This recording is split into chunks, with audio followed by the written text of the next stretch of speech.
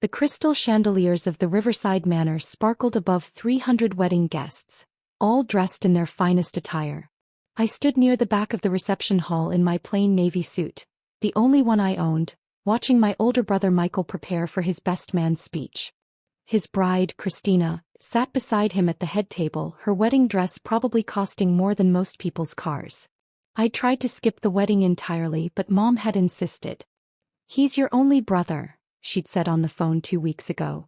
"I don't care about your complicated relationship. You'll be there and you'll be civil." Civil. That was one way to describe how Michael and I interacted. Hostile indifference might be more accurate. "Ladies and gentlemen," the wedding coordinator's voice echoed through the speakers. "Please welcome the best man, Jonathan Chin, brother of the groom." I made my way through the tables, feeling eyes tracking my movements. I heard whispers as I passed, the same whispers that had followed me for the past 6 years. "That's the other brother.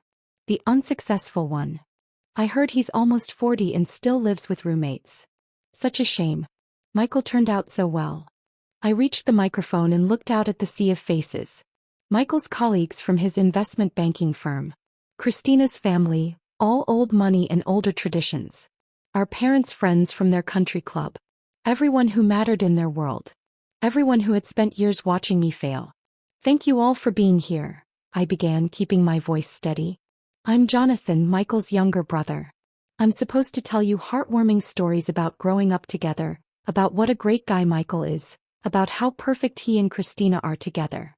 I paused, taking a breath. "And I will. Because despite our differences, despite the very different paths our lives have taken, Michael is my brother. And today is his day."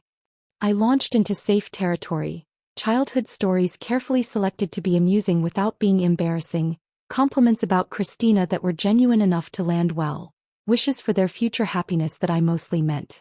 The speech lasted 7 minutes. I got polite applause. Michael's smile was tight as I handed him the microphone for his own speech. "Thank you, John," he said, his voice warm in that practiced way of his. "My little brother, everyone. John's had an interesting journey. Not everyone takes the traditional path, and we should celebrate that. Even when the path leads to a garage startup that's been about to break through for 6 years now." Uncomfortable laughter rippled through the crowd. "I'm kidding, of course," Michael continued, though his eyes said otherwise. "John's persistence is admirable. Most people would have given up and gotten a real job by now. But not John. He's still out there, chasing the dream, living on ramen and hope." More laughter, less uncomfortable now. In all seriousness, Michael's tone shifted to something that might have been compassion if you didn't know him well. "I admire my brother's dedication to his vision, even if it hasn't panned out the way he hoped. Not everyone can be successful in business. Some of us are dreamers and some of us are doers. The world needs both." I felt my face grow warm but kept my expression neutral. This was Michael's specialty. The subtle cut dressed up as a compliment, the public humiliation disguised as brotherly affection. He continued his speech, talking about his own journey from Harvard MBA to his current position as managing director at Goldman Sachs. He thanked Christina's father for trusting him with his precious daughter, mentioned the honeymoon in Bali, first class naturally, and outlined their plans to buy a home in Westchester within the year. When he finished, the applause was thunderous. Michael was good at speeches. He was good at most things. That was part of the problem. Dinner was served, filet mignon and Chilean sea bass with wine pairings for each course. I sat at a table with various cousins and family friends, most of whom I hadn't seen in years. "So Jonathan," Aunt Carol leaned across the table, her diamonds catching the light. "Michael mentioned you're still doing the startup thing. How's that going?" "It's going well," I said simply. "Well, but not successfully well?" He tried to make it sound gentle.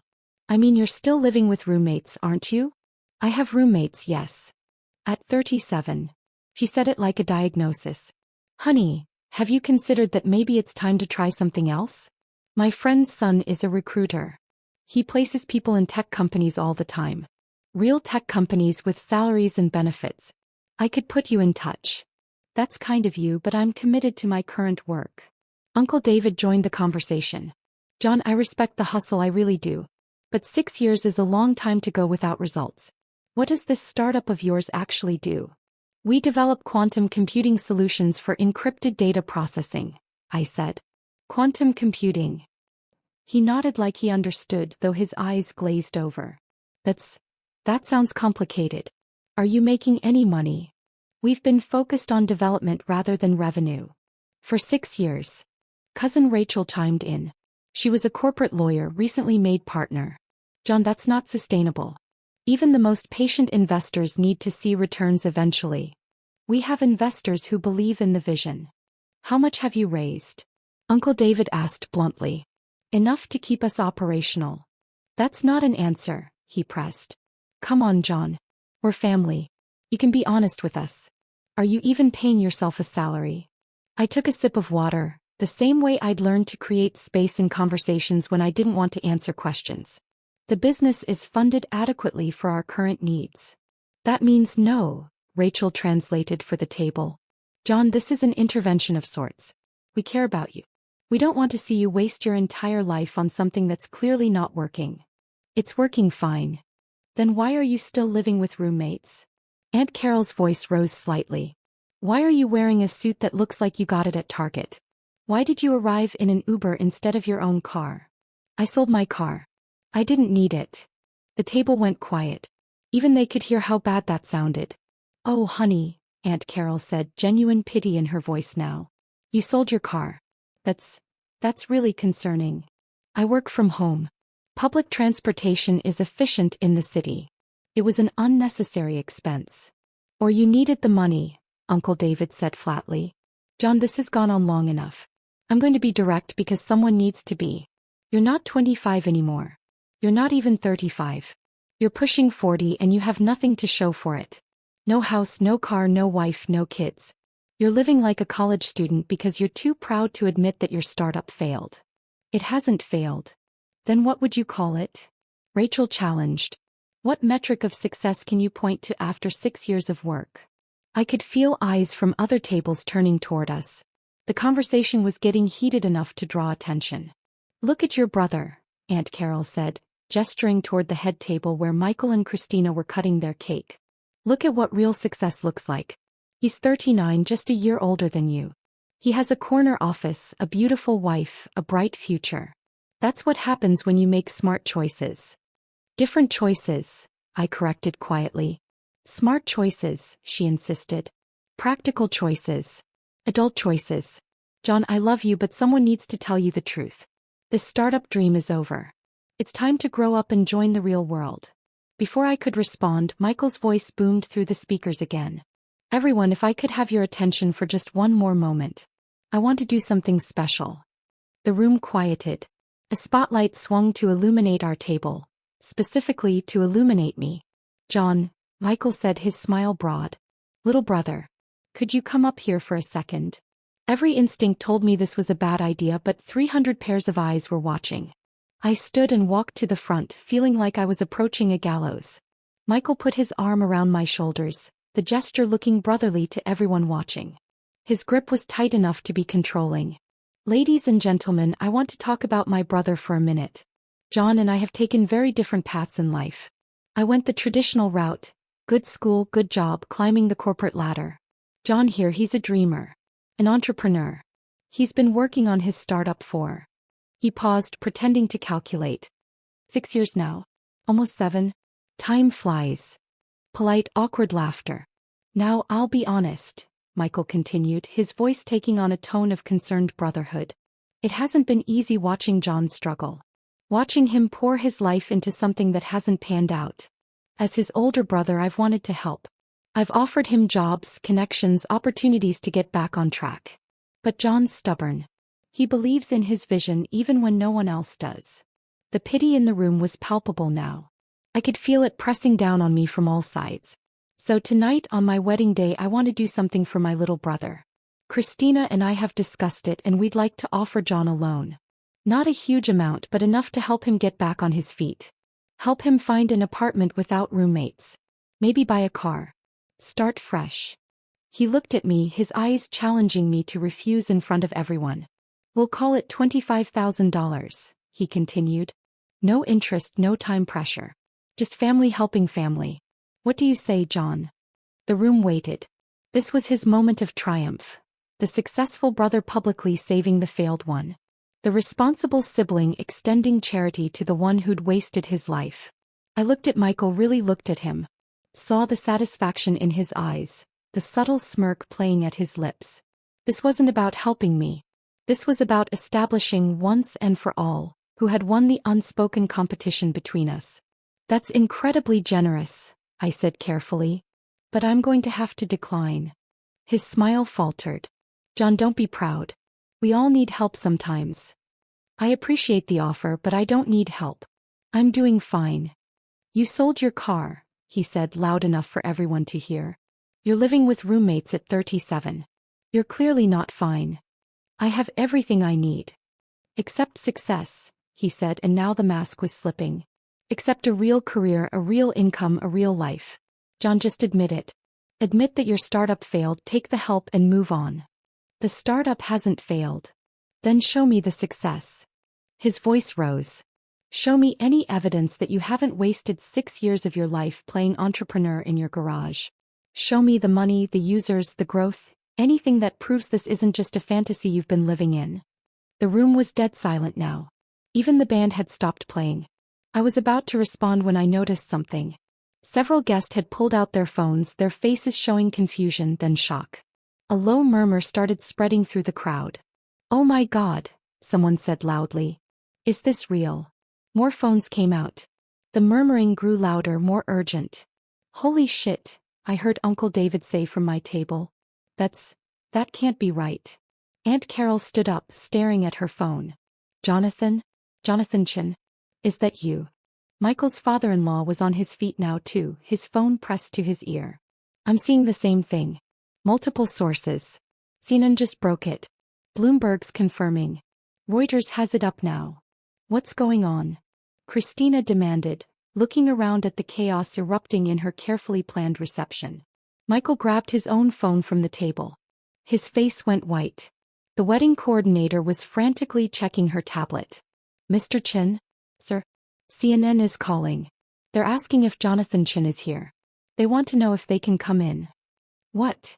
Michael's voice was barely a whisper.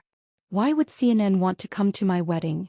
Because of the acquisition announcement, the coordinator said, bewildered. The tech acquisition. It's breaking news. It's the lead story on every major outlet. Michael was scrolling through his phone now, his hands shaking. John, your company. Quantum Secure Solutions. That's your company. Yes, I said simply. It just sold, he read from his screen, his voice hollow.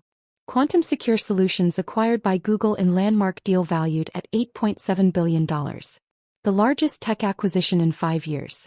Revolutionary quantum encryption technology that will reshape cloud computing security globally. The room erupted. 8 billion, someone shouted.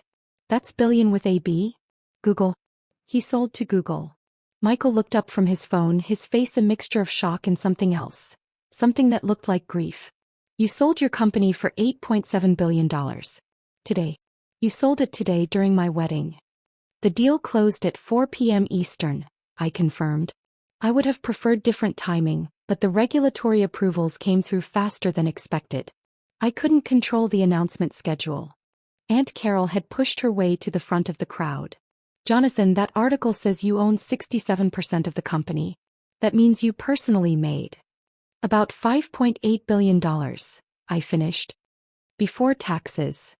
Uncle David was reading from his own phone. There's a profile here. Forbes just posted it. It says Jonathan Chin, age 37, is now one of the youngest self-made billionaires in tech. It says he founded Quantum Secure in his garage 6 years ago with 3 MIT graduates. It says they developed breakthrough quantum computing applications that make current encryption methods obsolete. The roommates, Rachel said faintly. Your roommates were your co-founders. Dr. Sarah Martinez, Dr. James Park, and Dr. Angela Thompson, I confirmed. We met at MIT. They're the smartest people I've ever known. More guests were crowding around now, all reading the same stories, all trying to process what was happening. The Google deal includes continued employment for the founding team, someone read aloud. Jonathan Chin will serve as VP of Quantum Computing Development with a salary of, Jesus, That salary alone is more than most people make in a lifetime. Michael was still frozen, his phone hanging limply in his hand. You let me give that speech. You let me offer you $25,000. You let me call you a failed entrepreneur in front of 300 people. You didn't let me say much of anything, I pointed out. You could have stopped me. You could have told me. The deal was under NDA until the announcement went live. I legally couldn't tell anyone. The announcement was scheduled for 6 p.m. Pacific. We're on the East Coast, so 9 p.m. here.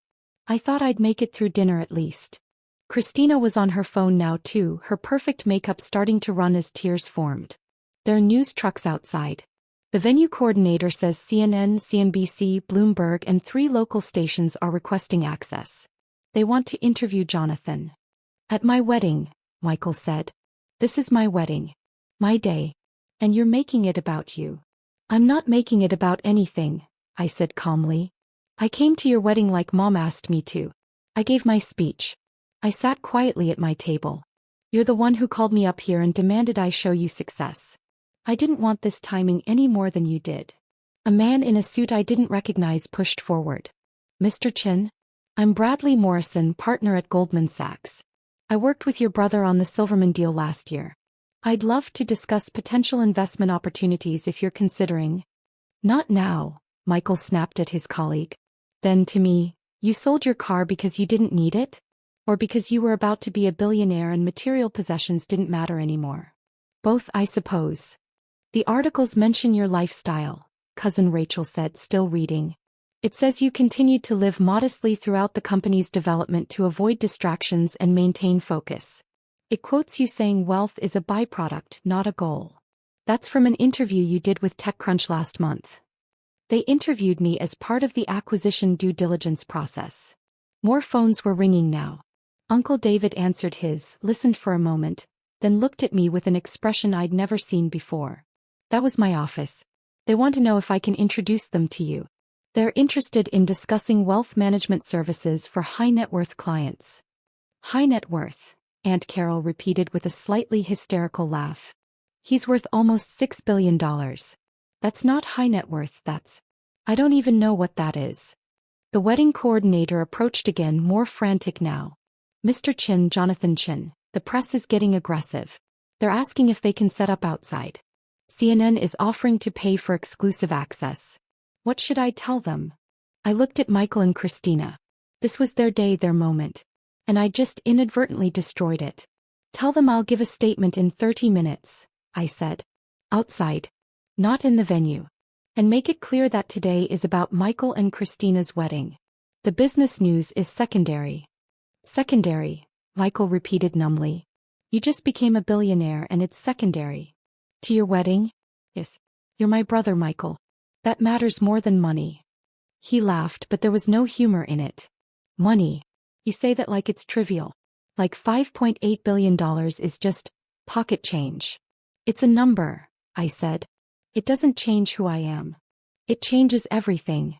His voice cracked. Everything I've worked for, everything I've accomplished. I made managing director at Goldman. Do you know how hard that is? How many people compete for those positions? I make almost $2 million a year. I thought I'd made it. I thought I was successful. You are successful. I make in a year what you made in 3 seconds when that deal closed. The math seemed to hit him as he said it. 3.7 seconds. Every second the clock ticked from 4:00 p.m. to 4:03 p.m., you made more than my annual salary.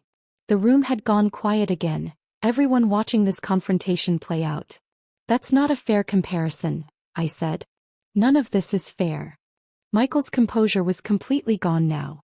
I did everything right. I went to Harvard. I worked 100-hour weeks. I networked, I sacrificed, I climbed the ladder. And you just built something in your garage and became a billionaire. It wasn't just anything. We worked 18-hour days for 6 years. We lived on nothing. We almost failed 3 times. The breakthrough that made this possible came at 3 a.m. on a Tuesday after Sarah had been working for 31 hours straight. There's no just about any of it. Christina was crying openly now. Our wedding. Everyone's going to remember our wedding as the day Jonathan became a billionaire. Not as our special day. Not as the day we got married. This. She wasn't wrong. I could already see guests recording videos, taking pictures, posting on social media. The hashtag billionaire wedding was probably already trending. My phone vibrated. Then again. And again. I pulled it out to see hundreds of notifications. Messages from my team, from our lawyers, from Google executives, from journalists, from people I hadn't spoken to in decades. And one text from Sarah. Holy shit, the timing. Are you okay? Do you need extraction? I typed back. At brother's wedding. Long story. Call you in an hour. Her response was immediate. We're all watching it unfold on Twitter. The memes are already incredible. Hang in there. Jonathan Chin? A woman's voice came from behind me. I turned to see a journalist who must have talked her way past security. I'm Jessica Park from Bloomberg News. Can you comment on the acquisition? What does this mean for the future of quantum computing? Not now, I said firmly. This is a private event. The public has a right to know. The public can wait an hour. Please leave. Security was already moving toward her, but the damage was done. More reporters would try the same thing. The venue was about to become a circus. Michael, I said, turning back to my brother. Christina. I'm going to leave. I'll give my statement outside, draw the press away, let you salvage what's left of your reception. I'm sorry about the timing. I truly am. Sorry, Michael repeated. You're sorry. You just humiliated me in front of everyone I know, everyone who matters in my career, and you're sorry. I didn't humiliate you. I didn't do anything to you. You exist. He shouted it, his face red.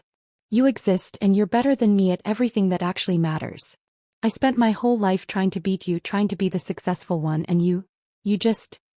He couldn't finish. Christina put a hand on his arm, but he shook it off. Do you know what this is going to be like for me? He continued. Going into work on Monday? Everyone knowing that my failed entrepreneur brother sold his company for almost $9 billion? Everyone remembering that I called him a dropout at my wedding? That I offered him a loan of $25,000. That speech is already viral, someone called out unhelpfully. 3 million views on TikTok. Michael's face went from red to pale. No, tell me that's not true. Multiple videos from different angles, Uncle David confirmed, looking at his phone. The one with the best audio is trending #1 worldwide. The comments are, well, they're not kind to you, Michael. I watched my brother process this. Watched him realize that his moment of triumph, his wedding day, his speech establishing himself as the successful sibling, had become the most public humiliation of his life. I should go, I said again. Wait. Mom's voice cut through the chaos. She'd been so quiet I'd almost forgotten she was there. She pushed through the crowd, Dad right behind her. Jonathan, she said, and her voice was shaking. Is this real? All of this? Yes, Mom. You've been a billionaire and waiting for how long? We knew the deal was likely about 6 months ago. We knew it was definite about 3 months ago. The exact valuation was confirmed 2 weeks ago. And you didn't tell us. I couldn't. NDAs. And honestly, I hesitated. Would you have believed me? The question hung in the air. Mom and Dad exchanged a glance. No, Dad admitted quietly. We wouldn't have. We would have thought you were delusional. Making up fantasies to make yourself feel better about failing. That's what we thought anyway, Mom added. Every time you talked about the company, about the technology, about the potential, we thought it was just wishful thinking. We thought you were lying to yourself. I know. You know. Michael turned on them. You all knew about this? About his company? We knew he was working on something, Mom said. He tried to tell us about it at Christmas, at Easter, at every family gathering. We just didn't listen. We didn't believe it could be real. Aunt Carol spoke up, her voice small. I told you to apply to work at Target. 2 hours ago, I told a man who's now worth $6 billion to apply for a retail management position. The absurdity of it seemed to break through the tension. Someone laughed, a slightly hysterical sound. Then someone else. Within seconds the whole room was laughing, a release of nervous energy and shock. Everyone except Michael. This is my wedding, he said again, but quieter now. This was supposed to be my day. The best day of my life. And all anyone's going to remember is that my brother became a billionaire in the middle of it. I'm sorry, I said, and I meant it. I wish the timing had been different. Do you? He looked at me, really looked at me. Do you really wish that? Or is some part of you glad that you got to prove us all wrong? That you got to show up to my perfect day and reveal that you were better all along? I thought about it. Gave him the honesty he deserved. I'm not glad about any of this. But am I glad that you finally have to see me as something other than a failure? Yes. I'm glad about that. He nodded slowly. At least you're honest. The wedding coordinator was back, more desperate now. Mr. Chin, the press is threatening to disrupt the entire reception if they don't get access. They're offering substantial sums. One outlet is suggesting $50,000 for 15 minutes of exclusive access. Tell them, Michael started, but I cut him off. Tell them yes. To whatever outlet offers the most. But the money goes to Michael and Christina. Consider it a wedding gift. John, you don't have to, Mom began. I do actually. This is the least I can do. Michael's right. I've ruined his wedding. So the wedding gets something out of it. CNN is offering $200,000 for 30 minutes, the coordinator said after a rapid series of phone calls. And they want to interview both brothers. Together. Michael and I looked at each other. You don't have to do this, I said. If I don't, I'm the bitter brother who couldn't handle his siblings' success. If I do, at least I control some of the narrative. He straightened his tie and I saw him slip back into his professional persona. Let's get this over with. We were ushered outside where CNN had set up a full production in the venue's parking lot. Lights, cameras, a correspondent I recognized from the nightly news. Behind us, I could see the wedding guests pressed against the windows, watching. We're live in 3, someone called out. 2, 1. The correspondent smiled professionally. We're here with Jonathan Chin, whose company Quantum Secure Solutions was just acquired by Google for $8.7 billion in what experts are calling the most significant advancement in computing security in decades. Mr. Chin, you're now worth approximately $5.8 billion. How does that feel? Surreal, I said honestly. But I want to emphasize that this success belongs to my entire team. Dr. Martinez, Dr. Park, and Dr. Thompson worked as hard as I did, if not harder. This isn't about one person. And this is your brother Michael Chin, correct? Michael, what was your reaction when you heard the news? Michael's smile was perfect, practiced. Shock certainly. Pride in my brother's achievement. John's always been brilliant. We all knew he was working on something special. The lie was smooth, professional. No one watching would know that 30 minutes ago he'd been offering me a pity loan. There are reports, the correspondent continued, that the announcement happened during your wedding reception. That must have been quite a surprise. It certainly wasn't the wedding gift we expected, Michael joked and got a laugh. But in all seriousness, I'm thrilled for my brother. Family success is success for all of us. The interview continued for 20 minutes. Michael was polished, saying all the right things, playing the supportive older brother perfectly. I answered questions about the technology, the future applications, what I planned to do with the money. When it ended and the cameras stopped rolling, Michael's smile dropped immediately. 200,000, he said flatly. You just made our wedding night into a news segment for $200,000. You would have done it for free, I said. At least this way you get something. I don't want your charity. It's not charity. It's CNN's money. Take it, don't take it. I don't care. We stood there in the parking lot, the sounds of the reception drifting out through the open doors. Inside, guests were dancing again, the party trying to resume some semblance of normalcy. You could have told me, Michael said finally. At some point in the last 6 years, you could have told me you were actually succeeding. Would you have listened? He considered it. Probably not. No, definitely not. I needed you to be the failure. It made me feel better about my own success. I know. You're supposed to argue with me. Tell me I'm wrong. But you're not wrong. You needed me to fail so you could feel successful. Mom and Dad needed it too. The whole family needed it. I was the cautionary tale, the example of what happens when you don't play by the rules. And now you need me to be something else. I just don't know what yet. Michael laughed bitterly. Neither do I. How do I go back in there? Face all those people? They all saw me humiliate myself. The same way I faced them for 6 years while they pitted me. You smile, you keep your dignity, and you remember that their opinions don't actually matter. Easy for you to say. You're a billionaire now. I was the same person an hour ago when you were offering me charity. The money doesn't change who I am. It changes everything else though, doesn't it? He looked back at the venue. Christina's in there crying. My wedding day is ruined. And tomorrow, every paper is going to run the story of how I mocked my billionaire brother at my own reception. Or, I suggested, the story could be about how you supported your brother's success even when it unexpectedly overshadowed your big day. Depends on what narrative you want to build. He studied me for a long moment. When did you get so wise? Around the same time I was living on ramen and hope, apparently. They got a small smile. I really am an asshole, aren't I? Tonight you were. In general, you're complicated. We both are. What am I supposed to do now? How am I supposed to compete with this? You don't, I said simply. You stop competing. You live your life, I live mine. We're brothers, not rivals. We never should have been rivals. Dad made us rivals.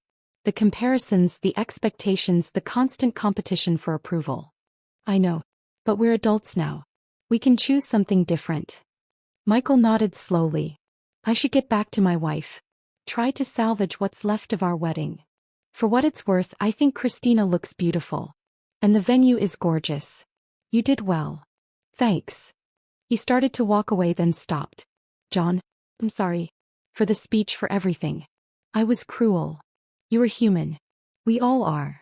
I watched him go back inside, his posture straightening as he approached the doors, slipping back into the role of the happy groom.